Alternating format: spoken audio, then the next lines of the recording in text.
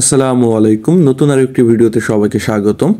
গত এক সপ্তাহের অভিজ্ঞতা নিয়ে আপনাদের সাথে একটি নতুন বিষয় শেয়ার করতে যাচ্ছি, গ্রাম বাংলার প্রাকৃতিক সৌন্দর্য এবং আমার এক অভূতপূর্ব অভিজ্ঞতা নিয়ে। এবার ছুটিতে গ্রামে গিয়ে প্রতিদিন সকালে ঘুম থেকে উঠে প্রতিদিন নিয়ম করে বিলের মধ্যে আসতাম।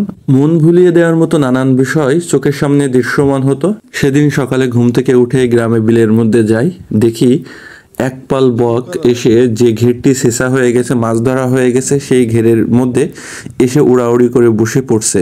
তো এই দৃশ্যটি আমি তাৎক্ষণিকভাবে ক্যামেরায় বন্দি করি, আমার বেশ ভালো লাগে। তো তারপর আমরা কিছুক্ষণ পর এগিয়ে যেতে থাকি সামনের দিকে, যে আরও কী কী দৃশ্য দেখা যায়। তো সামনে যেতে হঠাৎ করে দেখলাম যে মাছ ধরার অনেকগুলো দূর থেকে দৃশ্য দেখতে পাচ্ছি। তো অনেক দূরে আমরা চেষ্টা করছি সেই জায়গায় পৌঁছানোর।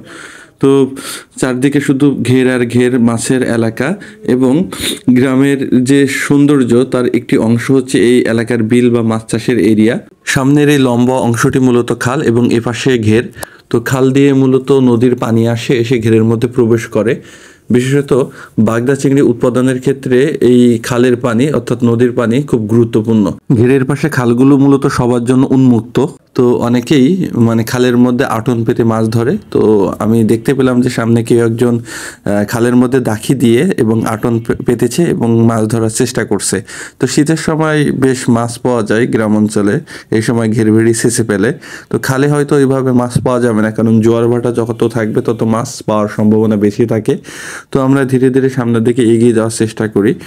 তো চারিদিকে এই শীতের সময়টা বেশ উপভোগ্য মনে হয়েছে আমার কাছে। তো শীতের এই সময়টা ঘের মালিকরা যা করে যে সারা বছর তারা বাগদা মাছ চাষ করার পরে ঘেরের মধ্যে যে অবশিষ্ট সাদা মাছ থাকে, এই সাদা মাছগুলো তারা শীতের এই সময়টা ঘের শেষে মাছ ধরে ফেলে। মাছ ধরে বস্তা বস্তা মাছ নিয়ে তারা গ্রামের এরিয়াতে যেসব মাছের বড় বড় আড়ত আছে সেখানে তারা মাছগুলো বিক্রি করে দেয়। এভাবেই মূলত প্রতি বছরের একটা শেষ সময়, বিশেষত শীতের সময়, এভাবেই তারা মাছ বিক্রি করে। সামনে এগিয়ে যেতে দেখি গ্রামে ঘের শেষার পরে কিছু মানুষ ঘেরের মধ্যে নেমে বিভিন্ন ধরনের মাছ ধরে, কুচে, কাঁকড়া, তাছাড়া ট্যাংরা মাছ, অন্যান্য মাছ ইত্যাদি তারা ধরে, এবং পরবর্তীতে তারা এখান থেকে যে মাছগুলো খাওয়ার জন্য উপযুক্ত তারা সেগুলো নিজেদের বাড়িতে রেখে দেয় এবং বাকি সবগুলো হচ্ছে বাজারের কোনো একটি জায়গায় বিক্রি করে দেয়। তো আমার সামনে এই যে গোল ইটা দেখা যাচ্ছে, এটা হচ্ছে খাড়া।